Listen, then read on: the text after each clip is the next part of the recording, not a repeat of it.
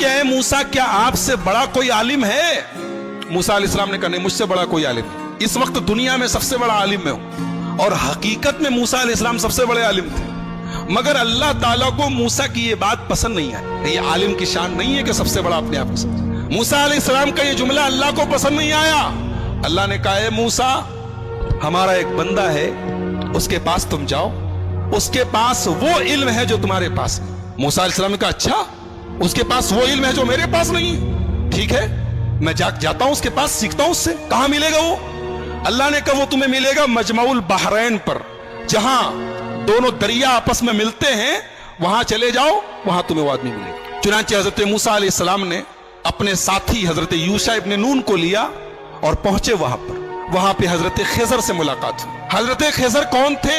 सही बात यह है कि ये अल्लाह के नबी थे और अल्लाह ताला ने उनको एक मखसूस इल्म दिया था कि जब कोई इंसिडेंट होता था, कोई वाकया होता था, तो उस वाकये के पीछे क्या होने वाला है, उसका अंजाम क्या होने वाला है, वो भी अल्लाह उनको बता देता था। तो जब हजरत मूसा पहुंचे उनके पास, तो बड़े अदब से कहा कि हजरत, मैं आपके पास आया हूं, आपसे कुछ सीखना चाहता हूं, क्या आप मुझे इजाजत देते हैं, मैं आपके साथ थोड़ा वक्त गुजार सकता हूं?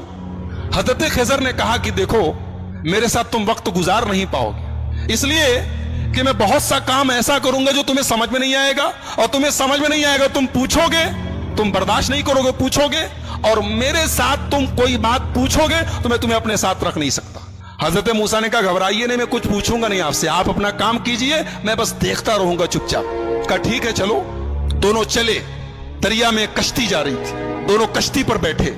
कश्ती पर जैसे बैठे, हजरत खिजर ने हथौड़ी निकाली और तख्ती का एक तख्ता तोड़ के निकालने लगे। हजरत मूसा ने कहा, क्या कर रहे हैं आप? अरे कश्ती डूब जाएगी, सब मर जाएंगे, सबको डुबोना है क्या? कहा, मैं बोला था कि तुम सब्र नहीं कर पाओगे, तुम बर्दाश्त नहीं कर पाओगे, बोलोगे जरूर।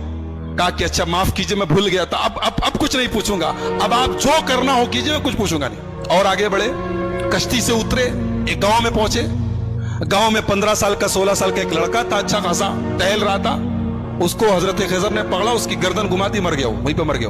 कहा, रे अक़तल्त नफ्सन ज़किय्यतन बिग़ैरि नफ्स, एक मासूम बच्चे को मार डाला आपने। क़ाल अलम अक़ुल लक इन्नक लन तस्ततिय मइय सब्रा, कहा कि मैं जानता था तुम सब्र नहीं कर पाओगे मेरे साथ, तुम बर्दाश्त नहीं कर पाओगे। कहा अच्छा माफ कीजिए, अब आखिरी चांस दे दीजिए, अब अगर मैं कुछ पूछूंगा आप मुझे छोड़ दीजिए, आप अपने रास्ते में अपने रास्ते। कहा ठीक है। आगे पहुंचे, एक गांव में गए, एक बस्ती में गए, दोनों भूखे प्यासे थे। जब बस्ती में पहुंचे तो वो बस्ती जो थी वो कंजूसों की, बखीलों की बस्ती थी। ये दोनों पहुंचे, बोले हमें भूख लगी है, कुछ खाने को मिलेगा क्या? तो बस्ती वालों ने कहा कि तुम्हारे बाप का माल है कि चले आए और हम तुम लोगों को खाने पीने को देंगे, चलो जाओ यहां से। भगा दिया उन लोगों ने। यानी एक नंबर के बखील और कंजूस थे, दोनों को एक आदमी खाना खिलाने को तैयार नहीं। दोनों बेचारे भूखे प्यासे थके हारे गांव के एक मकान की दीवार के पास बैठे थे। अचानक दीवार गिरने लगी, हजरत खिजर खड़े हुए और अल्लाह ने उनको एक मखसूद ताकत दी थी। दीवार गिर रही थी, उन्होंने खड़े होकर दीवार को सीधा कर दिया। हालांकि वो अकेले एक आदमी के बस की चीज नहीं थी, लेकिन अल्लाह ने उनको पावर दिया था, उन्होंने खड़े होकर दीवार ठीक कर दी। मूसा अलैहिस्सलाम जलाली पैगंबर थे, पहले ही गुस्से में थे, उन लोगों ने खाना और पानी तक नहीं पूछा था, मेहमान नवाजी नहीं की थी। कहा कि आप बड़े खैरखा बनते हैं, बड़े दरिया दिल बनते हैं, उन लोगों ने पानी तक नहीं पूछा और आप चले, उनकी दीवार गिर रही थी, आपको ठीक करने की क्या जरूरत थी? आप पहले पैसा ले लेते, कुछ मुआवजा तय कर लेते। क़ाल हाज़ा फ़िराक़ु बैनी व बैनिक, कहा कि ऐ मूसा, अब यहां से आप अपने रास्ते में अपने रास्ते। आपने कहा तो मैं बोलूंगा नहीं और आप हर जगह बोल दिए। अब मैं बताता हूं कि वो तीनों काम मैंने क्यों किया था। हम लोग जिस कश्ती में जा रहे थे, वो कश्ती कुछ गरीबों की कश्ती थी, कुछ गरीब लोग थे, वो बेचारे कश्ती पर चलाते थे, वही उनकी इनकम का जरिया थी। आगे एक जालिम बादशाह था, वो जालिम बादशाह जब कोई कश्ती देखता था, अगर कश्ती सही सलामत होती थी तो कश्ती को लूट लेता था, और अगर कश्ती दूर से ही ऐबदार नजर आती थी तो छोड़ देता था। मैंने तख्ता निकाल दिया ताकि वो जालिम बादशाह कश्ती को लूटे ना।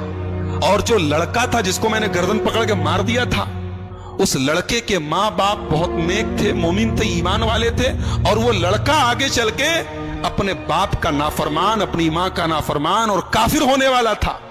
तो मैंने अल्लाह के हुक्म से उसको खत्म कर दिया, और अल्लाह उस बच्चे के बदले उनको एक नेक बच्चा देगा जो उनकी आगे चल के ईमान वाला बनेगा और उनकी खिदमत करेगा। और जो दीवार मैंने ठीक कर दी थी, वो दरअसल जिस मकान की दीवार थी वो मकान 2 यतीम बच्चों का था। उनका बाप जब मरने लगा तो उसने अपनी सारी जमा पूंजी, बच्चे छोटे छोटे थे, सारी जमा पूंजी अपने मकान की एक दीवार के नीचे दफन कर दिया। और वो बच्चे बेचारे अभी छोटे छोटे थे, यतीम बच्चे थे। अगर दीवार गिर जाती तो वो बस्ती जो थी, गांव वाले 1 नंबर के हरीस और लालची और बखील लोग थे, हमें एक गिलास पानी तक नहीं पूछा, वो दीवार के नीचे का सारा खजाना लूट लेते और वो बेचारे यतीम बच्चों का हक मारा जाता। तो अल्लाह के हुक्म से मैंने दीवार को ठीक कर दिया ताकि जब बच्चे बड़े हो जाएं तो फिर अल्लाह ताला उनके बाप का खजाना उन्हें पहुंचा दे। और अल्लाह ने ऐसा क्यों किया? इसलिए कि उन दोनों बच्चों का जो बाप था वो बहुत नेक था। नेक बाप की औलाद परेशानी में पड़े ये अल्लाह ताला ने पसंद नहीं किया।